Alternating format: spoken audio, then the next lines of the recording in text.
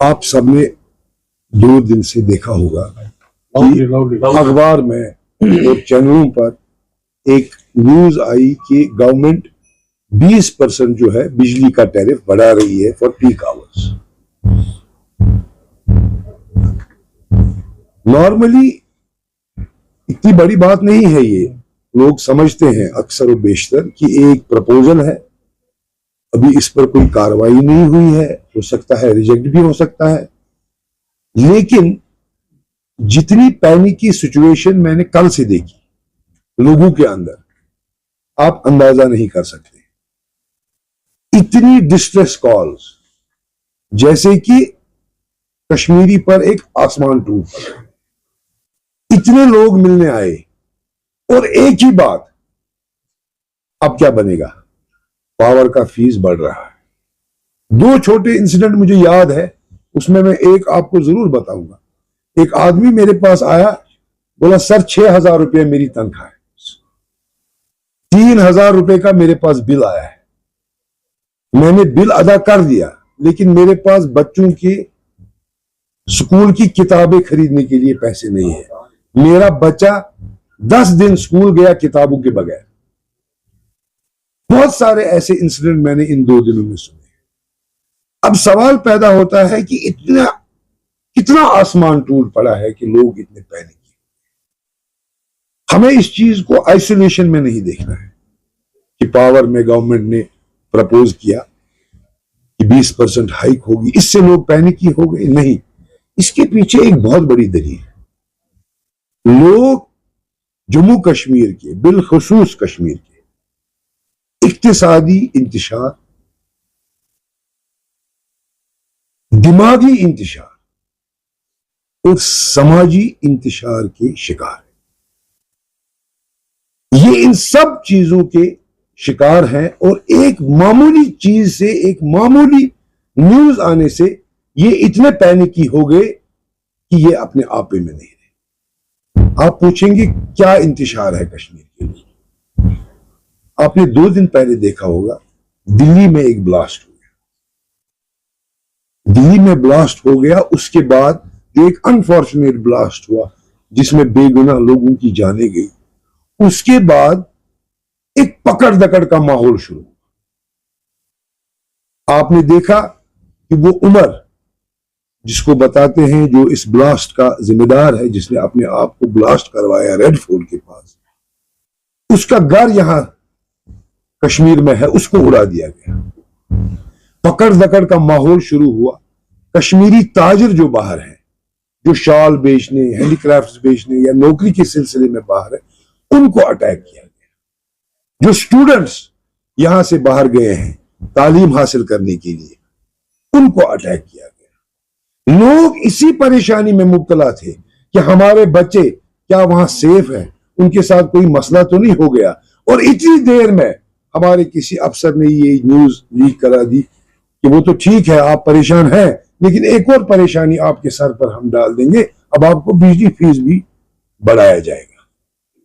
इसका क्या मकसद है? लोगों को मजीद मुश्किलात में मुब्तला करना, लोगों का अटेंशन डाइवर्ट करना। क्यों इस अफसर ने ये न्यूज लीक कराई, जबकि अभी गवर्नमेंट का इस पर डिसीजन भी नहीं आया है? डिसीजन आएगा, ये स्टेट इलेक्ट्रिसिटी रेगुलेटरी कमीशन के पास जाएगा, इस पर बात मुबासा होगा। मगर मसला ये है कि लोगों को किस तरह इंतशार में मुब्तला किया जा रहा है, ये हमें समझने की जरूरत है। आपको याद होगा अप्रैल 22 पहलगाम का एक अनफॉर्चुनेट इंसिडेंट होता है। उसके बाद सारा टूरिज्म जो जम्मू कश्मीर का है, बिलखुसूस कश्मीर का, खत्म हो जाता है। और जितने भी लोग टूरिज्म के साथ मुंसलिक है, वो एक एक पाई के मोहताज हो रहे हैं, उनके पास कोई काम नहीं। आपने देखा कि उस पहलगाम इंसिडेंट के बाद ऑपरेशन सिंदूर जो है वो जारी हुआ, उसके भी अपने असरात हैं। सारे मुल्क में उसके असरात हैं, जम्मू कश्मीर में उसके खुसूसी असरात। उसके बाद आपने देखा नेशनल हाईवे का एक मसला आया, जहां हमारे फ्रूट ग्रोवर्स का फ्रूट बाहर जा रहा था। तकरीबन 1.5 महीने के लिए ये रास्ता बंद रहा। सुनने में आया है कि एक पेटी सेब की कीमत वहां 200 रुपए आई है, जबकि सिर्फ किराया 220 रुपया है, माल की कीमत अलग। और तखमीना लगाया गया कि हमारे फूड ग्रोवर्स का है तकरीबन 1000-1500 करोड़ का नुकसान। पूरे साल की कमाई, पूरे साल की मेहनत हाईवे के बंद होने की वजह से उनके ऊपर नुकसान, आमदनी सारी खत्म। आप देख रहे हैं कि जितने भी सप्लाई, जितने भी कॉन्ट्रैक्ट्स जम्मू कश्मीर में हैं, आपको मालूम है, आप मीडिया से ताल्लुक रखते हैं, सारे कॉन्ट्रैक्ट जो है, सारे सप्लाई जो है आउटसाइड द स्टेट जा रहे हैं, वही ले रहे हैं। यहां का कोई कंपीट ही नहीं कर पा रहा है। नतीजा जम्मू कश्मीर और बिलखुसूस कश्मीर के लोगों की आमदनी खत्म। आपने देखा होगा हर रोज अखबार पर एक कश्मीरी के घर जो है उसकी नीलामी का इश्तिहार छपता है। हर रोज आप देखेंगे, आप अखबार वाले हैं, सुबह अखबार खोलिए, किसी न किसी कश्मीरी के मकान का नीलामी का इश्तिहार होगा। और कितने ही कश्मीरी लोगों को घरों से जो है निकाल दिया है, इसलिए क्योंकि उन्होंने बैंक से कर्जा लिया है, उनकी अदायगी नहीं हो सकी, क्योंकि यहाँ पर काम नहीं है, क्योंकि यहाँ पर आमदनी नहीं है। लेकिन कानून ये कहता है कि उसको उसके मकान से बेदखल करना है।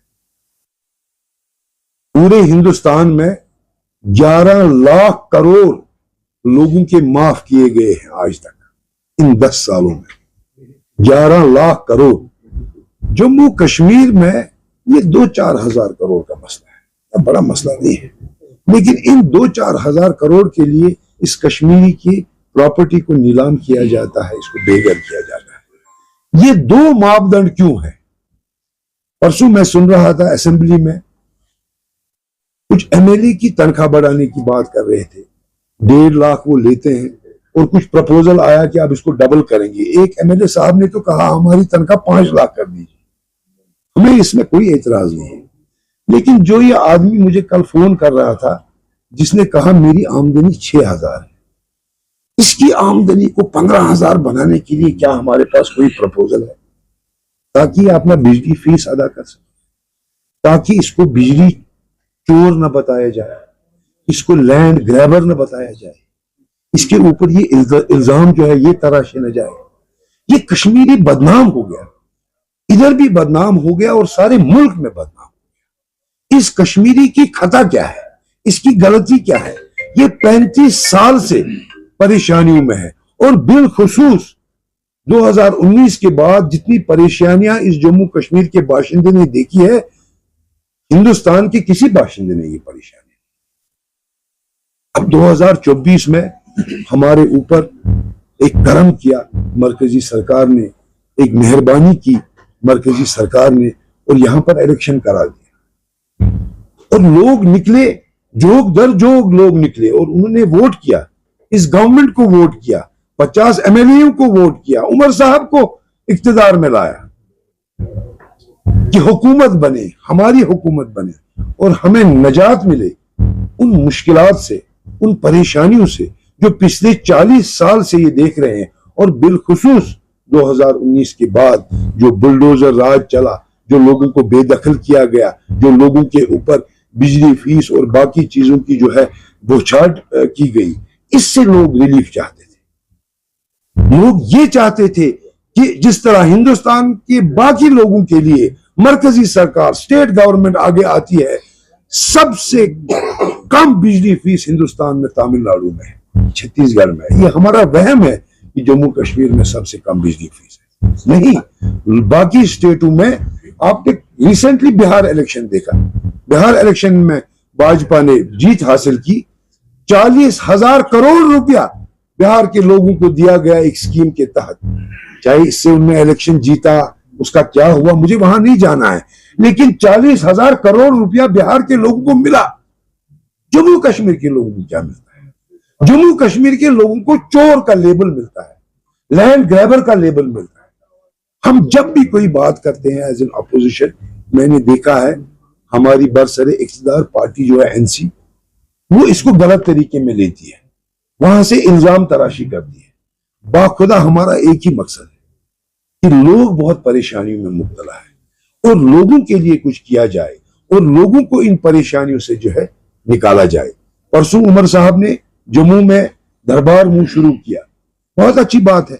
उन्होंने वहां एक बात कही कि दरबार मुंह से हमें सिर्फ इतना फर्क पड़ता है कि जम्मू कश्मीर के खजाने पर थोड़ा सा असर पड़ता है, लेकिन यह जरूरी है, इससे जम्मू और कश्मीर के लोग आपस में एक रिश्ता कायम करते हैं। इसी तरह 10,000 करोड़ की ये बिजली हम खरीदते हैं सालाना, 10,000 करोड़, जिसमें 5,000 करोड़ लोग जो है रेवेन्यू देते हैं गवर्नमेंट। आप रिकॉर्ड देख लीजिए। उसके बाद इनका वो ट्रांसमिशन लॉस है वगैरह। ये अगर 2,000 करोड़ गवर्नमेंट इस गरीब कश्मीरी आवाम के लिए मुश्किल कर दे, और जो ये फीस नहीं भर सकते हैं, जो मीटर की मार नहीं झेल सकते हैं, क्या फर्क पड़ेगा इतनी बड़ी सरकार। 2,000 करोड़, जहां बिहार के लोगों को 40,000 करोड़ दिए, जहां 50,000 करोड़ पंजाब के किसानों को माफ किए, जहां 11 लाख करोड़ हिंदुस्तान के सिटीजन्स का बैंक का कर्जा माफ किया, क्या जम्मू कश्मीर के लोगों के लिए 2,000 करोड़ नहीं है? ये कौन सा इतना मसला। मैं आपकी वसादत से, आप देखिए, इस सरकार से हाथ जोड़कर गुजारिश करना चाहता हूं, 50 MLA हैं आपके पास, आप मत जाइए। ये जो ब्यूरोक्रेट है ये क्या लिखते हैं, ये यहाँ पर 3-4 लाख सरकारी मुलाजिम है, इनकी तनख्वाह अशोर्ड है। हमारे बजट का 40% हिस्सा, 1,18 करोड़ हमारा बजट है, 40,000 करोड़ इन्हीं सरकारी मुलाजिमों की तनख्वाह है। हर पहली तारीख को इनके अकाउंट में पैसा आ जाता है। इनको ये नहीं मालूम है जम्मू कश्मीर के लोग किस गुर्बत से गुजर रहे हैं, किस परेशानी से गुजर रहे हैं। ये तो ये इंतशार डालेंगे, लेकिन आपके MLA तो लोगों के बीच में उठते बैठते हैं। क्या उन्हें भी खबर नहीं कि लोगों के क्या हालात है? क्या उनको भी इस परेशानी का इल्म नहीं है? क्या इसीलिए आपको हुकूमत बनाने का मौका दिया इन लोगों ने कि आप उनकी इन चीजों के लिए इनसेंसिटिव रहे, इनके लिए कोई बात नहीं करे? आपको याद होगा कितने अरेस्ट दिल्ली में हुए परसों कश्मीरियों के, लेकिन कुछ लोग छोड़े भी गए। क्या आपने कहीं ये न्यूज सुना कि नहीं 4 लोग बेगुनाह भी पाए गए, उनको छोड़ा भी गया? ये कहीं न्यूज नहीं आती है। क्या ये हुकूमत नेशनल कॉन्फ्रेंस की कश्मीरियों के हकूक के लिए कोई बात बाहर करती है? ऐसा कोई न्यूज हमने आज तक नहीं सुनी, ऐसी कोई बात हमने नहीं सुनी। अगर ये बात करते हैं, करते भी होंगे, मुझे यकीन है, लेकिन कहां उस चीज का सबूत है कि इन्होंने हमारे बच्चों के लिए बात की, हमारे कारोबार ताजरों के लिए बात की, हमारी इस गरीब आवाम के लिए बात की? क्या कर रही है? मैं तनकीद नहीं कर रहा हूं इनकी, मेरी हाथ जोड़ के इनसे गुजारिश है कि खुदारा जम्मू कश्मीर के लोगों पर तरस खाइए, रहम खाइए और इनके लिए काम कीजिए। इन्होंने बड़ी उम्मीदों से आपके लिए वोट किया है, आपको बरसरे इख्तिदार लाया है, इनकी उम्मीदों पर खरे उतरिए। आपके मैनिफेस्टो में जो भी वादे हैं, चलिए आप जब वो पूरा करें, लेकिन फिलहाल आप देखिए जम्मू कश्मीर के लोग किन मुश्किलात से गुजर रहे हैं। हर कोई माँ बाप अपने बच्चे को अपने ऊपर परेशानी लेता है, अपने बच्चे को आला तालीम दिलाता है। कोई माँ बाप ये नहीं चाहता कि मेरा बच्चा ड्रग्स में मुब्तला हो जाए, टेररिज्म में मुब्तला हो जाए। लेकिन देखिए कश्मीरी की बदकिस्मती, उमर ने वहां ब्लास्ट किया, उसके माँ बाप ने कभी नहीं चाहा होगा कि उनका बेटा इस रास्ते पर चले। उसके माँ बाप ने अपने आप को तकलीफें दी होंगी उसको डॉक्टर बनाने के लिए, लेकिन वो गलत रास्ते पर चला गया। एक तो बेटा भी गया, उसको तो जाना ही था, गलत रास्ते पर था। और इस बूढ़े माँ बाप का जिसने सारी जिंदगी उसको डॉक्टर बनाने के काम किया, उसको भी आज बेघर कर दिया। है ऐसे लोग हिंदुस्तान में, ये सिर्फ कश्मीरी नहीं है, नक्सल है, बाकी शहरों में लोग हैं, हर जगह ऐसे ब्लैक शीप आपको मिलेंगे। लेकिन इसका मतलब ये नहीं है कि पूरी कौम ऐसी है, पूरी कौम को शक की नजर से देखा जाए। इस चीज के लिए इस हुकूमत ने क्या किया? कौन सा वफद दिल्ली गया ये बताने के लिए कि हमारे कश्मीरियों की क्या खता है कि आप उनको इस तरह पकड़ दकड़ कर रहे हैं। मेरी गुजारिश है इस हुकूमत से, उमर साहब से, कि मेहरबानी बराए करम इन लोगों के तकलीफों का मरहम बनिए। इन्होंने आपको बड़ी उम्मीदों से वोट दिया है, आपको बरसरे इख्तिदार लाया है, इनकी उम्मीदें वाबस्ता है। खुदारा इस कश्मीरी कौम का ख्याल कीजिए और इनकी बहबूदी